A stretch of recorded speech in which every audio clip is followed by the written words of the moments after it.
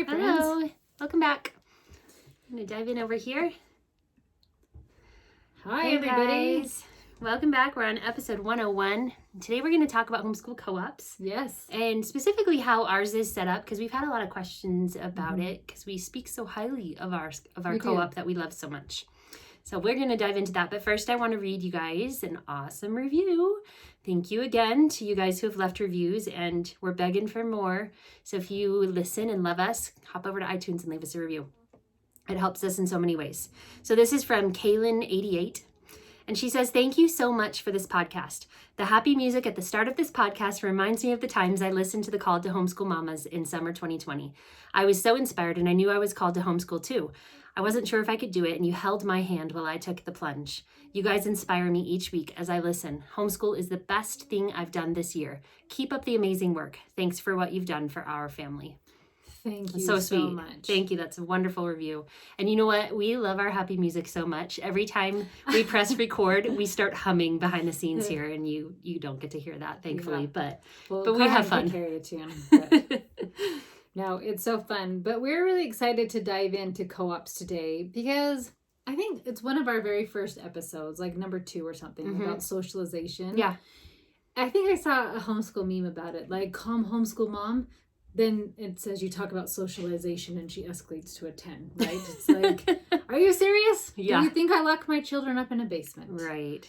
No. And we definitely do not and don't believe in that kind of homeschooling. And so it's like, if you build it, they will come. Like you can create it, you can find it, and it's totally doable. So we want to just talk about kind of like some different styles of co-ops and then go into a lot of detail about our co-op. Yes, exactly. So Karen and I actually met at a co-op. We did. Ooh, like a blind date. That's so fun. We met at Friday Fun Classes, right? It was. And so this cute mom just... There's a name for you if you need one. Yeah, Friday Fun Class. So this cute mom just wanted to have something for her kids to hang out with other kids. I don't even know how I found her. Probably Yahoo groups. Stacy? Yes. Remember when Yahoo groups was a thing? Yes, Yahoo groups were awesome. It was probably through that. Yeah, probably so. Yeah, so that one, how many families do you think were in that group? Oh, it was smaller. Maybe 5 to 10. Up to 10, I would guess. Yeah, and that one, we met at a little community center. And that was, I feel like that was like my first year of homeschooling or second year of homeschooling that I joined that, because I remember just being a little like overwhelmed and just feeling like, oh, I could never teach. I just felt intimidated and overwhelmed that year. That's kind of how I felt at that place. I loved it and I learned a lot and I made some awesome friends there, thankfully. And it helped me grow during that phase. But I remember just being like, what? We had a class per age group, right? Yeah. So there were... And I think it was more fun. It was just fun stuff. Yeah. I remember there being class. Like a choir class and a craft class and... I don't know, a little preschool music time class. It was just or something really short like that. and simple. And I think it was only half a day. Yes, it was short. It was good. And then we went to a park and played for a couple of hours afterwards. And then I was trying to think of the right timeline, but I believe it evolved into Strive. It did. It evolved into the next one we were a part of, which was a little more structured. Yes. So the mom who created Strive took over it. She is a huge TJ Ed fan. And she loves, what are those classes called? The Lemmy classes? Lemmy, that's what they're called. So she loves the Lemmy classes that are Nights of Freedom. And you've taught one before. What did you teach? I did the Pyramid Project. Yes. Shakespeare, like all the awesome Lemmy classes. So this mom had done some research and she really wanted to have Strive start going down that path. And she's actually, the group she's in, I think she maybe is the president. Yeah, she runs a full group. She does. She runs a full group and does like for the older teens and stuff too now. And that one, I feel like Strive, it's interesting because of the co-ops I was in at the beginning were very young families. And I think that as our families grew, we recognized the need for more for our older kids, because typically what would happen with these co-ops, the first 2 or 3 I was in, this happened where it would, as the kids would get older, the families would drop out because their teens didn't want to be part of it because there wasn't something for them there. And so they would usually leave. And so this FLA, our latest one that we're in, recognized that problem and really wanted to focus on developing a strong teen group that kept them there and helped them in a lot of ways. Yeah, so Karen went to, our group is Family Leadership Academy, and Karen went there the first year. I did. I didn't. I had baby number 6 at this time, and I remember I just wanted a co-op where I didn't have to teach. I didn't want to commit. Like, I just wanted a place to drop my kids off for 2 hours and just catch my breath. Yeah. So I found a mom who was teaching a writing class. And said, just pay me to teach a writing class. Like, pay me, you can drop your kids off. And so I did that. And then there was another cute mom who did a Shakespeare class. And she was amazing. I do not remember her name nor how I found her. But, like, she sparked my kids' love for Shakespeare. That's awesome. My big kids like Shakespeare a lot more because of that class. And then I came to, we'll call it FLA. But I came to FLA with Karen that second year it was opened. Yeah. Yeah, so before our Friday Fun where we met, I did a little, a smaller one. It was, I feel like maybe only about 5 to 6 families where we only met once a month and we rotated homes. And then the person whose home it was at was in charge of a family activity of some sort and a snack. And the whole family was there and the whole family participated. And so it was just... It was kind of my jumping in point where I think my oldest was preschool age and it was like, I'm going to homeschool, so I need to meet homeschoolers. Yeah. And that was where I started. And it was a good way for me to just kind of dive into the world of it and meet some people. And that's where I met Tammy, another dear friend of ours.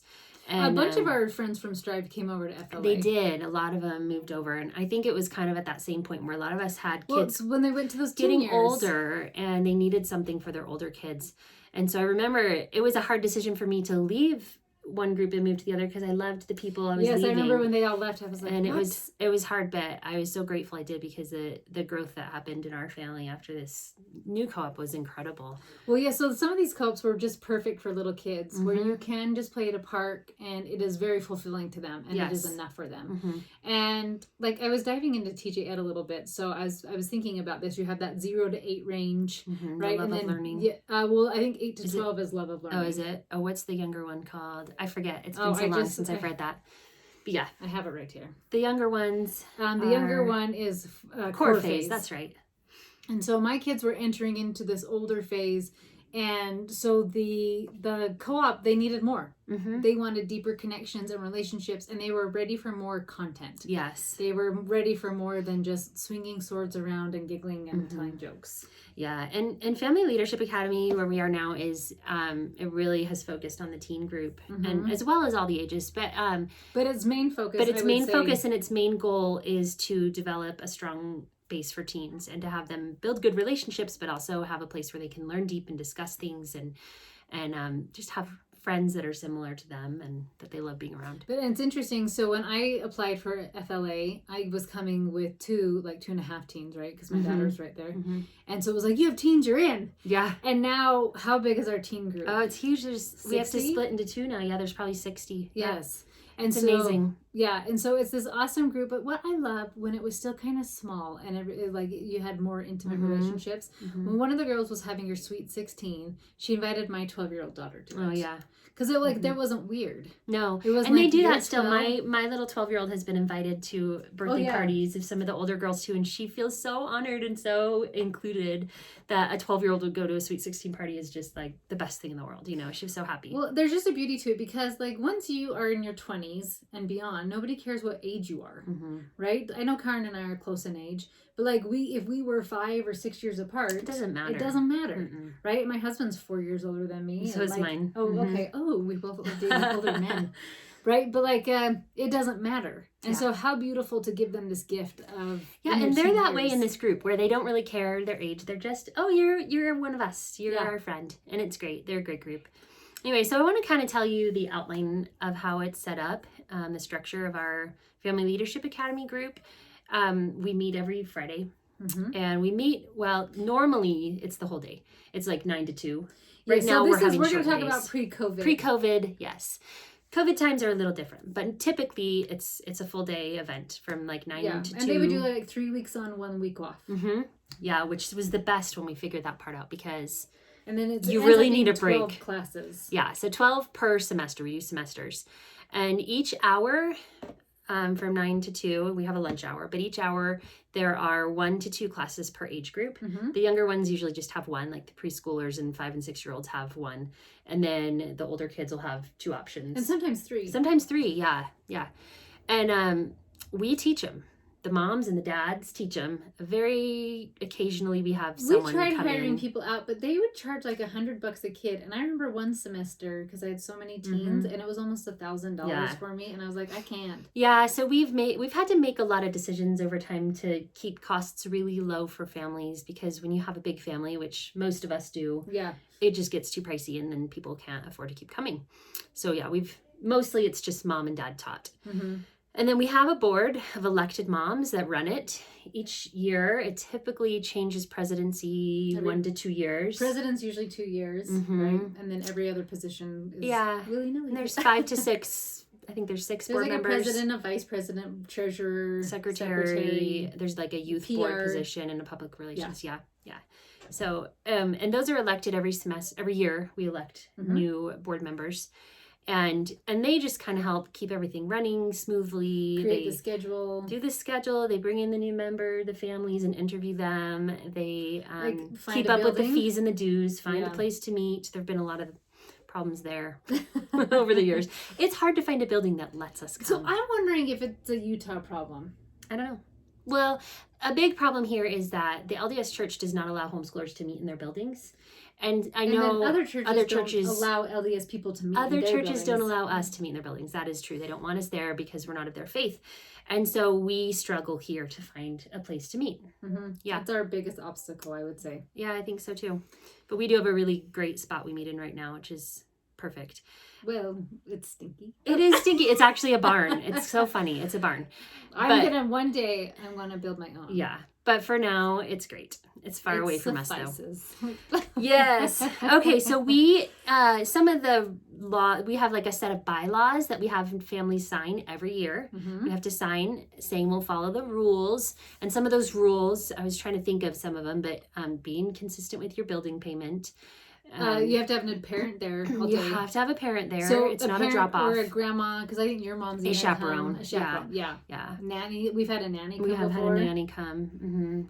You have to teach a class and assist in a class, unless you've had a baby. Yeah, the moms that are having babies get a semester off, which is good.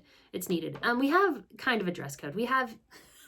It's very silly, but either solid color collared shirts or cool the t-shirts that we make every year that we just make. We have a new theme every year, and so we make a t-shirt. But it's not really enforced, but like highly recommended. Yeah.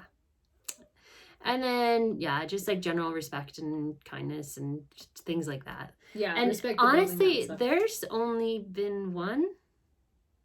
Well, so we're going to talk about that. We don't have to talk about that. Well, so it's interesting because we have this co-op that's running really well now. And I know more than once we've been teased for being kind of an elitist group, like because you can't just let everybody in. A lot of times, there's not a lot of space because people don't leave. Well, and then some. I mean, I come with 7 kids, but some people come with 10. Yeah. And not just one family comes with 10. Yeah, but like multiple people have 7, 8, 9, 10 a lot of large families kids, in our group. Right? So if somebody shows up with 1 or 2, it's like, you're in. Like, you're a mom and you only have 2 kids. Right? But so there is some logistics where you can't let everybody in. But we do an interview process versus a wait list process. Well, we do both. We have a wait list, but it's off demographics. But then we go by demographics, and we go, typically, if you have a friend in the group, you have a much higher chance of getting in because we have a little knowledge about you. Anymore, because the wait list has gotten bigger. Yeah. Because I was going to say, I was trying to get a friend in last year. Oh, really? Yes. She did not get in. Oh, no. But anyway, I was not on the board, so that's my own fault for not being on the board. I needed a break. But so we have kind of requirements to join. And some people are think that's silly, but Costco has requirements to join, and if you don't want to go to Costco, then don't buy a membership. And a lot of churches and religions, in order to join it, they have requirements of you, right? I'm pretty sure if I decided to go be Jewish today, I would have to go through a process to join their church, right? I can't just show up and say, I'm in. Yeah. I have to process, but they're loving. They would be very nice to me and all those things, but there's a process. So there is a beauty of that. Are you willing to commit to what we're asking you to do? I love Kara, who we talked about, that does our learning circle. When she was president, I like to call her Prison Kara, but she just was very upfront. Yeah. This is what's expected of you. This is my sisters. This is my family. you cannot mess with my sister and my family. But it was so great because people always knew exactly what was expected. Yes, yeah. She says it really eloquently. She does. She's great. Tough. Right? But like just knowing, like, here's what expected of you. You can't just drop your kids off. Mm-hmm. Like, that's not going to fly. Nope. It's a family co-op. It's a place where we're all there together and the whole families are friends. It's not just, I don't know the moms. Your kids are going to marry my kids. Right. Like, that's the goal, part right? of the bylaws. Just kidding. Yeah. So it's good. So we do have to cap based on just like size of our building and stuff too. And then and how many cars. Like, we're coming with big cars. Yeah, we do. There's so many big vans. Oh my gosh. It's funny. I still have mine. By the way, we were having major car problems, and the only car that wasn't crappy was the 50. The big old van. I was like, way to commit, girl. That's funny. But I was just going to say, with the interview process, like when you feel bad, like I feel bad to say no, and somebody really likes them, but you know that they're not a good fit. Mm-hmm. And I've actually coached on this before. If you know somebody is not a good fit, it's a no. Because you're going to have the conversation with them either right up front and just be up and saying like, this isn't a good fit. Or you're going to let them in and have that conversation later, which is probably going to be more awkward or more difficult when you have to kick them out. Yeah. Because they're not going to follow the rules. Like we've had families not pay the dues. Mm-hmm. And like not willing to teach or just drop their kids off. And so it's much easier to just or be not show front. up to teach their classes that they're signed up for doing. Multiple times. Karen's not bitter. Oh, no. No, I'm not. It's their own choice. But there's also a lot of families that have left because it wasn't a good fit for them. And so, yes. So, I mean, it's going to go both ways. Yeah. So. And sometimes people move and not like that. Anyway, being very upfront with like what it is important, to lay out your expectations, and this is what I want, and these are the requirements to be a part of it. And if you're upfront with the people, then they understand coming in, and then it's less of a problem. And the fact that we have to sign this every single year, saying, "Oh, we'll follow those rules, and we know what's expected of us." Every single year, I sign that thing, and I say, "Yep, I'll be there, and do all the things that are expected," and that allows our family to be a part of it and continue. So. A little more about the youth program. I want to talk about that some more because I think it can be tricky to build a good youth program for co-ops. I mean, not necessarily tricky, but it just seems like that's where a lot of them fail. Oh, really? Yeah, from my just like past experience, that's what it seemed like. But because a lot of them are for younger families. And so things that we've done with our youth program to make it just enticing for the kids to be there. They have a leadership class, so like they can run for elected positions. They have student government. They have student government, so they can run for president, vice president, and serve and help plan activities for the whole families and also for the youth. And they do service projects, and they run like the opening family activities where we do every year. Like we have like field days and things like that we do at the beginning. And they get to choose the theme of the year of our sweet t-shirts. Yep. What else? One day we'll make a big quilt for whomever is the first people to marry each other in the group. That's a good idea. That's their present. I love it. I hope it's one of my kids. We'll see. Anyway, so we do a lot of just really great things. They have monthly activities outside of our co-op so they can meet together socially and do activities together. We have dances like quarterly. And what else? What am I missing? We have a lot of We try to have a lot of options. We have a youth retreat. It's not an overnight, but like an all-day retreat they do before. But I feel like now it's gotten to a point where somebody's like, I have a fun idea. So somebody wanted the kids to try to read the Book of Mormon in one full day. And like, I'm going to use my house and we'll rotate through, have the kids donate so much money to pay for dinner and like just create it. I usually do the Christmas party. Yeah. Ugly sweater Christmas party? Yes, except for it got so big this year that maybe next year, hopefully churches will be open. And I can use the church. It was huge. But I love to do a summer party because it's easier to have everyone in my backyard. I used to do monthly Awesome Club. Yeah. But it got big. So yeah, it's tricky. Anyway, so I'm trying to think of what else. Oh, we also do in the summer.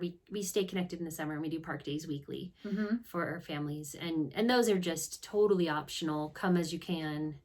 Well, now that we have older kids too, somebody just did a dating night, like a speed dating night or something. Wasn't it speed dating? Yeah.